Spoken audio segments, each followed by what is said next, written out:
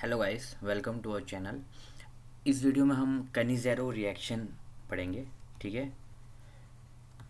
कनिज़ेरो reaction.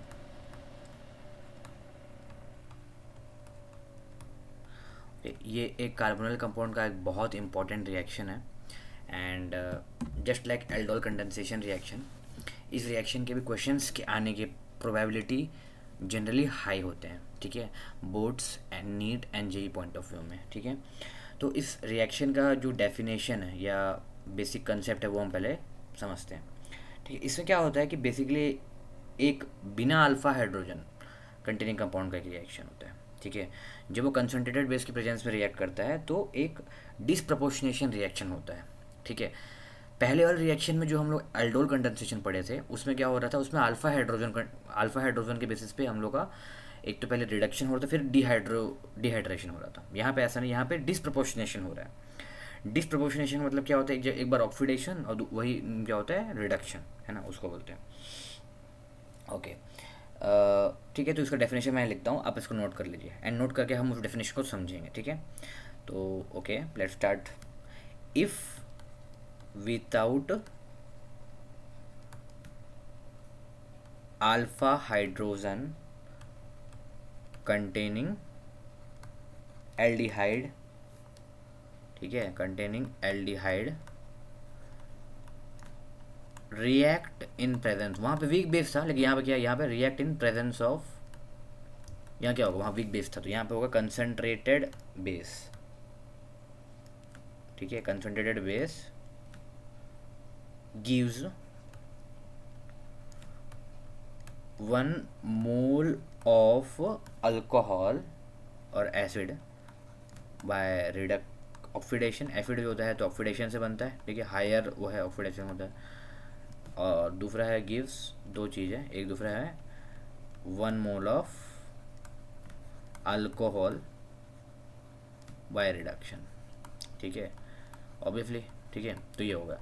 तो carbonyl compound जो होता है वो जब रिएक्ट करता है किसके प्रेजेंस में, स्ट्रॉन्ग बेस के प्रेजेंस। आपको भी मन में डाउट हो रहा होगा कि हम लोग स्ट्रॉन्ग बेस क्यों नहीं यूज़ करते हैं। ठीक है, स्ट्रॉन्ग बेस और हम स्ट्रॉन्ग बेस क्यों यूज़ करते हैं, वीक बेस क्यों यूज़ नहीं करते हैं। ऑब्वियसली अगर हम वीक बेस यूज़ करेंगे तो वाटर जो होगा वो रिएक्ट करेगा एंड बैकवर्ड रिएक्शन हो जाता है ना। इस वजह से हम लोग कंसनट्रेटेड बेस, कंसनट्रेटेड का मतलब क्या होगा, कंसनट्रेटेड होगा कि 50% NaOH, जो वहाँ पे हम लोग को 10% NaOH था जो कि वीक बेस है। ठीक है, यहाँ पे हमारा 50% NaOH है।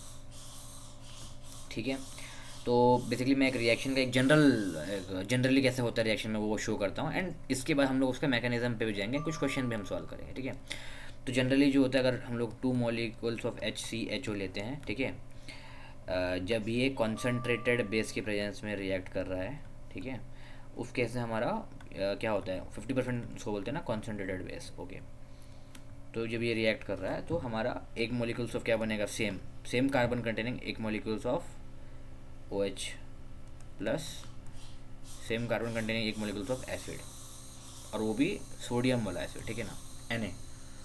ये है रिएक्शन बेसिकली, क्योंकि NaOH प्रेजेंस में हो रहा है तो हाँ उस बेसिस पे Na होता है, COONA। एक तरह का मतलब एस्टरिफिकेशन रिएक्शन जैसे बनता है वैसे बनता है। ठीक है, तो ये इस रिएक्शन का एक बेसिक मतलब जनरल वो होता है ना। तो जब भी कनिज़ेरो रिएक्शन में स्ट्रॉन्ग बेस होता है तो आप डायरेक्टली ऑप्शंस को आप ऐसा क्लिक करके आप चेक कर सकते हो, है ना। ओके, अब हम इसका मैकेनिज़्म पे जाते हैं कि कैसा होता है इस रिएक्शन का मैकेनिज़्म। ठीक है, ओके, तो इसका मैकेनिज़्म हेडिंग डाल लीजिए। ठीक है, मैकेनिज़्म।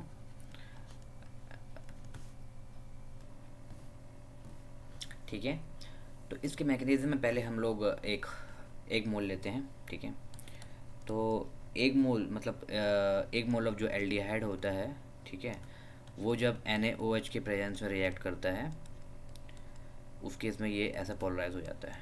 ठीक है, ये O नेगेटिव, ये पॉजिटिव और ये H। ठीक है, ये जो OH यहाँ पे अटैक करता है, ठीक है, उस केस में क्या बनता है, उस केस में हमारा OH ऊपर में, यहाँ पर हमारा डबल बॉन्ड की जगह O नेगेटिव और यहाँ पे H। ठीक है, तो ये हमारा एक तरह ये भी एक तरीके का न्यूक्लियोफाइल ही बन गया है ना, ये भी एक तरीके का न्यूक्लियोफाइल ही बन गया है ना, कोई इसमें डिफरेंस नहीं है। ठीक है, अब क्या होगा, है ना, अब सेम इसी कंपाउंड का, सेम इस कंपाउंड में क्या हो जाएगा, जो हमारा ऑलरेडी यहाँ पे एक न्यूक्लियोफाइल बन गया था, है ना, मतलब ऊपर वाला कंपाउंड में, है ना, तो सेम ये वाला एक और हम ले लेते हैं, है ना, ऐसे एक और एक बार और होगा जिसमें ओ पे नेगेटिव और ये एच, है ना, और वो उस टाइम ये न्यूक्लियोफाइल यहाँ पे इसके साथ जब रिएक्ट करेगा, क्योंकि ये पूरा एक ही मीडियम में होंगे, ठीक है, ये सारा एक टेस्ट ट्यूब मान लो, ये सारा हो जा रहा है एक तरीके से, है ना। अब बहुत सारा, अब एक मान चलो अभी ये कैसे रिएक्शन आपको समझ में नहीं आ रहा होगा, ये कैसे लेके आ गया है। तो अभी मान लो आप एक टेस्ट ट्यूब लिए हो, ठीक है, इस टेस्ट ट्यूब में बहुत सारा ये कंपाउंड है, HCHO है, ठीक है, उनमें से कुछ कुछ जो है 10% ये बन गया मान लो, है ना, 5% फिर ये कर रहा है, ऐसा ऐसा ऐसा इमेजिन करो, ठीक है।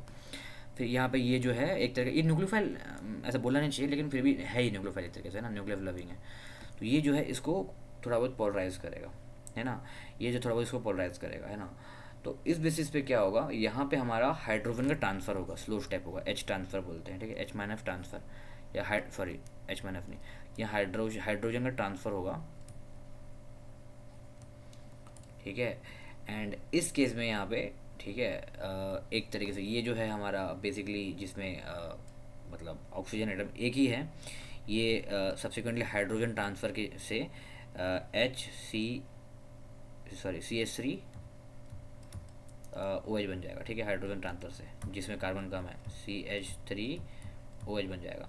और ये जो है यहाँ पे ऑक्सीडाइजेशन से, ठीक है, एसिड बेस रिएक्शन होगा यहाँ पे, एंड उससे हमारा जो होगा वो ये जो NH है, ये NH में यहाँ पे आके CH3COO और H की जगह क्या आ जाएगा, Na आ जाएगा, ठीक है। हाँ, तो यहाँ पे बेसिकली आप समझ लो ना, NaOH है ना, NaOH जो है यहाँ पे आकर अटैक किया, OH यहाँ पे आकर अटैक किया, एंड बेसिकली ये बन गया, ठीक है। यहाँ बेसिकली हाइड्रोजन का ही ट्रांसफ़र हो रहा है ना, यहाँ पे अब अगर OH अब यहाँ पे देखते हो, है ना, तो मान लो अगर यहाँ पे OH माइनस यहाँ पे आकर अटैक करेगा, OH माइनस अटैक, है ना, तो यहाँ पे पूरा उड़ जाएगा ये, है ना, पानी बना निकल जाएगा, तो ये C पे प्लस आएगा। फिर भी यहाँ पे हाइड्रोजन ट्रांसफ़र होता है ना, H ट्रांसफ़र होगा, H ट्रांसफ़र से ही अल्कोहल बनता है। तो यहाँ पे क्वेश्चन आ सकता है कि कनिज़ेरो रिएक्शन में जो होता है वो H ट्रांसफ़र से कैसे बनता है। तो alcohol is made by hydrogen transfer and acid is made by acid base reaction, ठीक है। तो यहाँ पे एक बहुत ही इंपॉर्टेंट है, ठीक है। एंड इसका एक बहुत बड़ा ट्रिक है जिसमें कि क्या होता है बेसिकली, ठीक है, तो इससे कुछ क्वेश्चंस, थ्योरेटिकल क्वेश्चंस जो आ सकते हैं, ऑर्डर ऑफ द रिएक्शन क्या है, ठीक है। तो इस पूरे रिएक्शन का जो ऑर्डर है दैट इज़ इक्वल्स टू 3, ठीक है। इसका फॉर्मूला क्या होता है ऑर्डर का, dx/dt इक्वल्स टू k, ठीक है, HCHO का स्क्वायर OH माइनस, ये होता है ऑर्डर। तो इसका ऑर्डर है 3, ठीक है, इसको आप याद कर लीजिए, बाकी आई गेस आपको समझ में आया होगा, है ना।